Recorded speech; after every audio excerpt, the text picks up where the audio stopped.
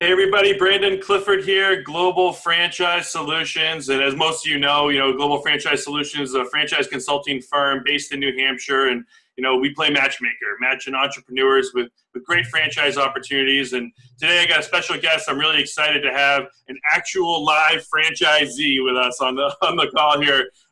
Bonnie Roberts, good friend of mine. She owns a really cool franchise in the senior care space called Home Helpers, and she's going to kind of share with us just a little bit about her journey and how she got involved with franchising. Good morning, Bonnie. How are you? Hi, Brandon. I'm great. How are you? I'm awesome. It's always nice to see you, and I'm excited for you to share with our audience a little bit about your story and kind of your path to franchising. So why don't we just kind of get started there? Tell us a little bit about you, yourself, and like what you did prior to owning a franchise. Well, I have what we call a very unique background and of experience. So I'm actually retired from the Navy. I spent 22 years in the Navy with a combined active and reserve service. And I also have, when I got off active duty, I spent 13 years on active duty. And then I became a police officer for 3.5 years in a local department. And then I left that to go to a financial management company down in Boston. And then I was mobilized after 9/11, and I was called up for a year. And when I returned from deployment and left my mobilization, my ex-husband asked me to join him in his business. And so I was his business and safety manager.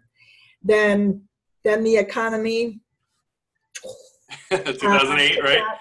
Took that nosedive, and we saw the writing on the wall. So I looked around, and I really had to, I was obviously the logical one to go because we didn't want to have all our eggs in one basket. So I looked at my weird, basket of experience there, and I said, what can I do that would help put people back to work, that would serve the community, and that I could make a living doing.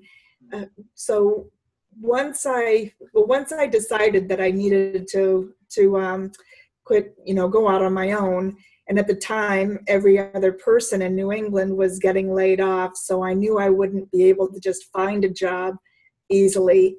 And so then that left starting a business, and I knew that starting a business from scratch would be very difficult in that economy. So I really wanted the infrastructure in place.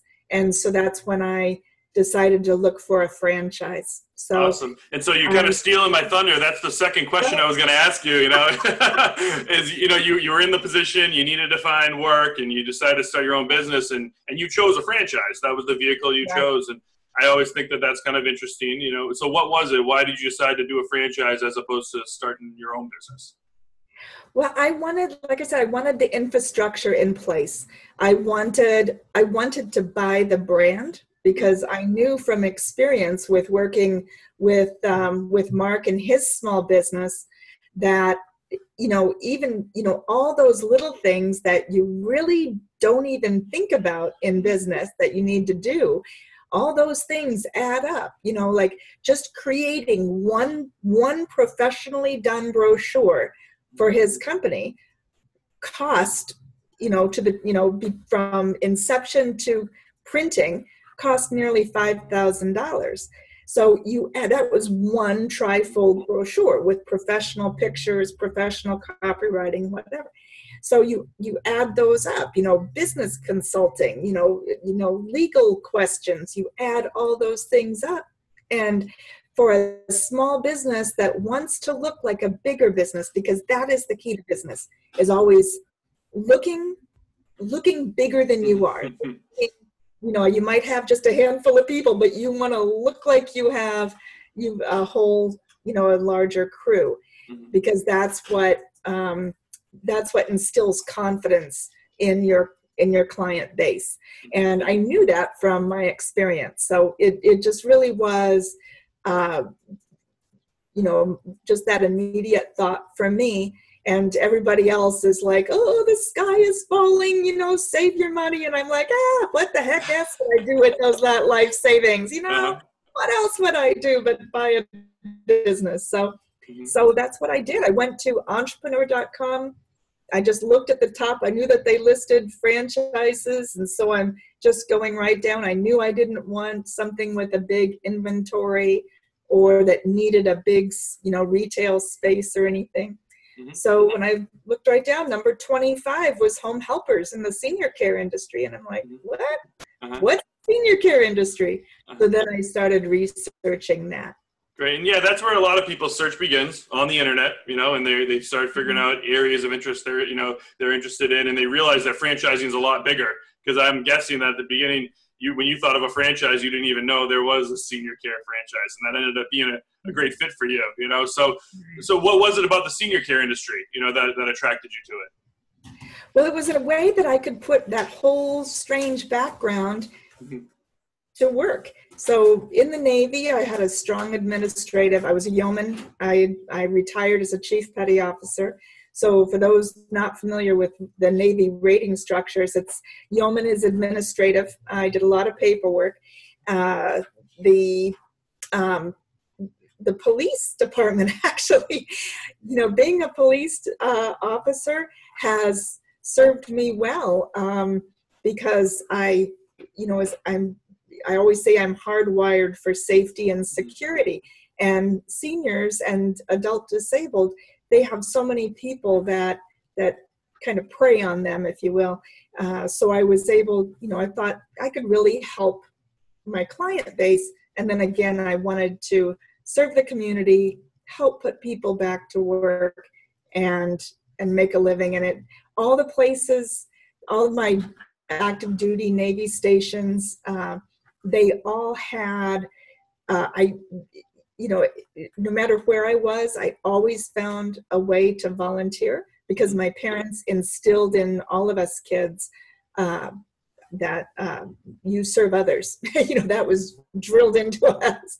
You serve others, you help other people, you do what you can to serve others, and especially those who cannot help themselves. And so that was drilled into me from a very young age. So it really was a natural fit. And the other thing was my mother was aging out in Omaha, Nebraska. And here I am in Londonderry, New Hampshire. And I realized what a blessing it would be to other geographically separated families to have somebody that they could count on, that they could trust to take care of their loved ones. And then of course the veteran component. This was a special way that I could continue to help my fellow veterans. And so I've been really blessed over the years to be able to have served many of my fellow veterans. So. Awesome. And you've had a great long run, been 9.5, almost 10 years in business. So cheers to you. Pat yourself on the back to make it that long. That's amazing. So let's say I'm someone who's just starting out and maybe in a position you were 10.5 years ago or 10 years ago, thinking about taking the leap out of corporate America or out of employment and into the employer role, becoming a business owner. What's one piece of advice or a couple of little tidbits of advice you'd give someone getting ready to take that leap into franchise ownership? Well, before I answer this question, you have to make me a promise. Sure. Don't get a big head.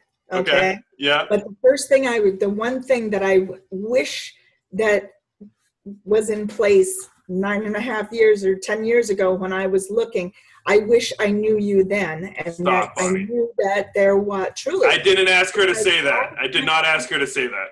He did not pay me to say that. And that is not why. He didn't even know I was saying this, folks. But I wish I had known that there was such a thing as a franchise broker. I didn't even know. And maybe back then, maybe there wasn't. I don't know. But I went to the internet and I did do a lot of due diligence before I took the leap. But in my background, that's what I do. I mean, that's just the kind of person I am. I always research things out the yin yang before I make a step forward. So I did a lot of my own research and my own due diligence. I wish I had someone that I could have asked questions that just, is this, what do you think? Do you think this is a right fit? It would have made it much easier in the long run. So I happen to Thank you. So back to the question now. So what kind of an advice, would you give someone, obviously, so thank you for that plug, work with a broker, but anything else you'd give them? Yes, absolutely. Don't underestimate the amount of capital you need, because you need, unless you are buying a pre-existing franchise, if you're starting out from scratch, you don't realize how much you need to expend on any kind of business, no matter if it's a franchise or not. If you're starting a business, you need to have that capital in place, or else you're always going to be playing catch up. And it's that happened to me, and it was very stressful. I wish I had known but at the time, there really wasn't a lot of extra capital around because of the economy. But today it's a little different. Yes. In terms of the business environment. So I would say definitely don't underestimate your capital needs. But get a broker or trusted advisor of some sort. A trusted advisor to ask questions. And then you need to still do your own due diligence. But finding the right franchise, the right fit is key. You don't want to, start a business that you are not going to enjoy doing, that you don't understand all of the components, because the buck stops here. You have to know how to do all of that. And that's another nice thing about franchising, is because it kind of comes with your consultants in terms of within the franchise, because they want you to succeed too. So if you do it on your own, you don't really have it. But finding that right franchise, not only researching the industry, your area, how many are in your area, what is your competition, what is the need in your area, what is the franchise's reputation. Now, I will caution you, though, before, don't just trust everything that the internet has to say, because oftentimes, any franchise, no matter how well they are run, they're going to have people that maybe got into the franchise that didn't realize that it wasn't a good fit for them, and they were unsuccessful, because a lot of people don't do their homework. And it's sad to say, but they don't do their homework, and they're not realistic. So you have to be, you should be realistic with yourself and what you can do, what you're capable of personally, what you're going to need to hire out. I'll be honest, financial stuff is not my forte. I rock on the networking, the marketing, all that, and I can muddle my way through the finances. That's not my strong suit. So the first person I hired was a bookkeeper, someone to do, bookkeeping and payroll. Not my strong suit. So I knew I had to hire someone. And it wasn't an employee. I contracted with them. And so being honest with yourself on what your capabilities are. So let's see. So do your due diligence, find a trusted advisor or a broker, find the right franchise, do your research in terms of the franchise too, and don't underestimate your capital needs and requirements. Awesome. Well, that's great tips. That's about all the time we have for today. Always a pleasure seeing you, Bonnie. I'm sure we'll grab lunch or coffee again soon, and I really appreciate your time. Thanks a lot. I won't even make you pay for lunch. I gave you a shameless plug. All right. Well, thank you. I think it's your turn to pay next time anyway, right? It is. All right. Have a great day, Bonnie. Thank you very much. All right. Bye. Bye.